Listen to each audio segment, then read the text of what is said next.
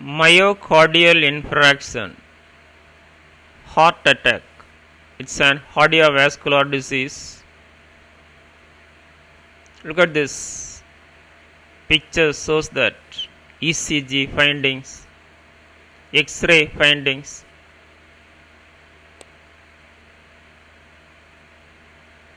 and angiography detail going on. Introduction. Myocardial infarction (MI), commonly known as heart attack, occurs when blood flow to a part of the heart is blocked for a long enough time. That part of the heart muscle is damaged or dies. It is a medical emergency that requires prompt treatment.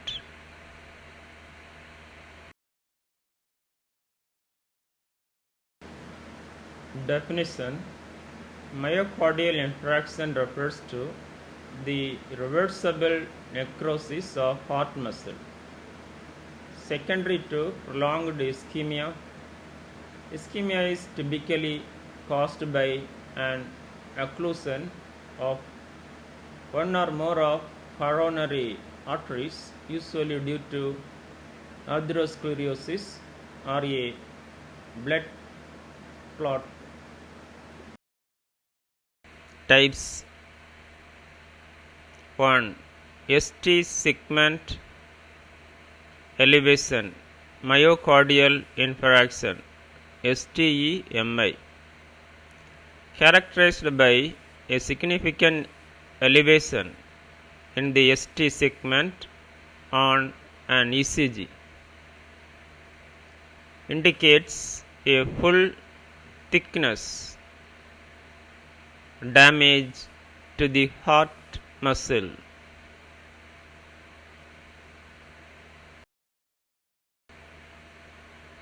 Second, non-ST segment elevation, myocardial infarction, NSTEMI,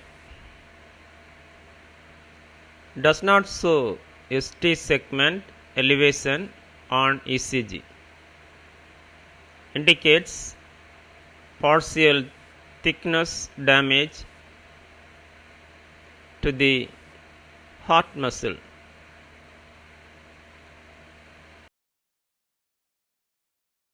Causes: 1. Atherosclerosis, the bulb drop of plaques in the coronary arteries. Second, thrombosis, formation of a blood clot that blocks blood flow.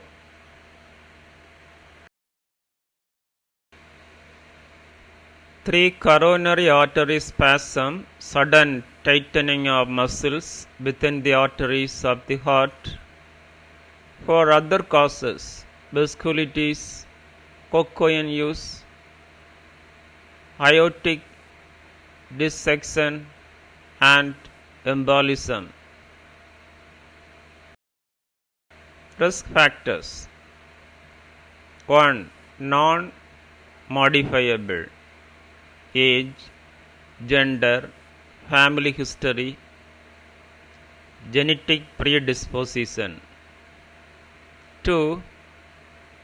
Modifiable: smoking, hypertension, hyperlipidemia, diabetes, obesity. Secondary lifestyle: unhealthy diet, excessive alcohol consumption, stress.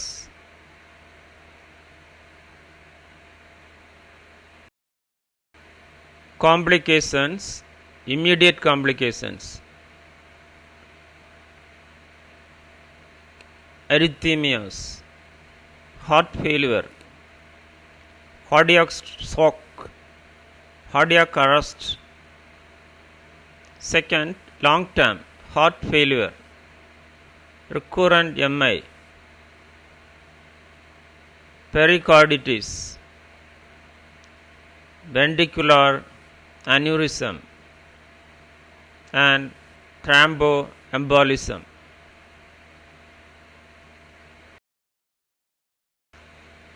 Pathophysiology. Myocardial infarction occurs when there is a sudden and complete blockage of a coronary artery due to rupture of an atherosclerotic plaque and subsequent thrombus formation.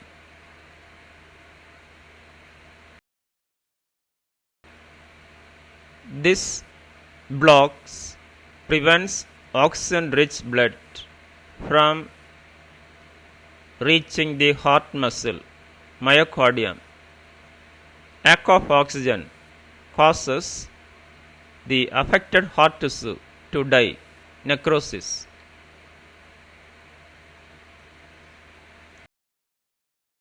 Signs and symptoms. 1. Chest pain or discomfort, often described as a squelching pressure, heaviness or tightness that may radiate to the arms, neck, jaw, or back. Second, shortness of breath, difficulty breathing, often accompanies chest pain.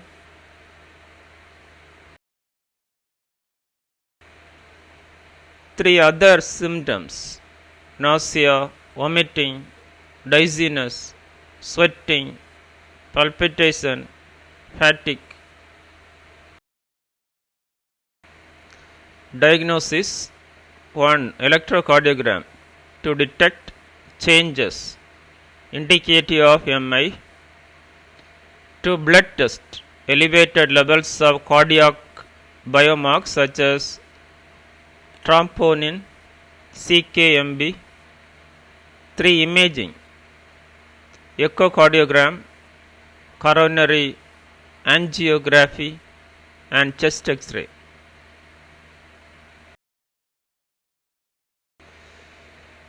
Nursing diagnosis: 1. Acute pain related to myocardial ischemia. 2. Decreased cardiac output related to myocardial damage. 3. Anxiety related to health crisis or risk for decreased tissue perfusion related to thrombus formation. Management and treatment. Initial management: MONA, morphine, oxygen, nitroglycerin, aspirin. Antiplatelet agents to prevent further clot formation. Anticoagulants to prevent further thrombus extension.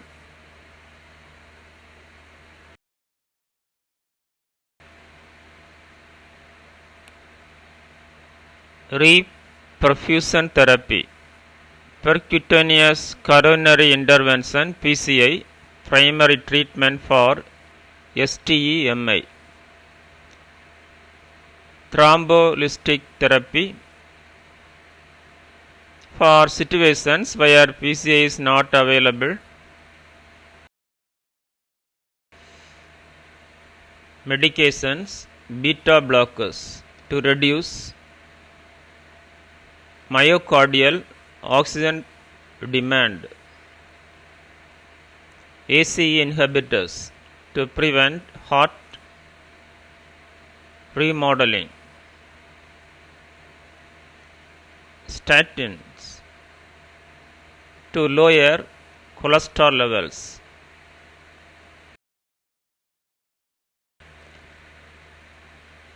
Lifestyle modifications, diet, exercise, smoking cessation, weight management, stress reduction. Surgical interventions, coronary artery bypass grafting.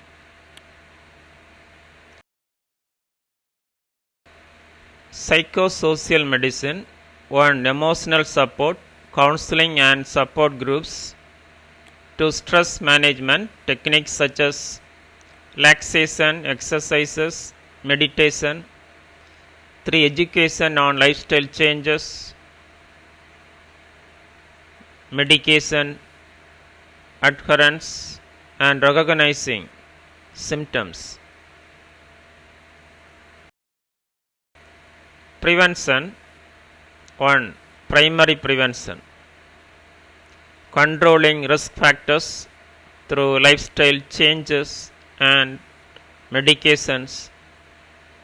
2. Secondary prevention, regular follow-up and monitoring, adherence to prescribed treatments, cardiac rehabilitation. In conclusion, myocardial infarction is a critical condition requiring immediate medical attention. Understanding its pathophysiology, risk factors, and treatment options is crucial for effective management and prevention. Long-term outcomes can be significantly improved with appropriate medical care and lifestyle modifications. Thank you. Have a nice day.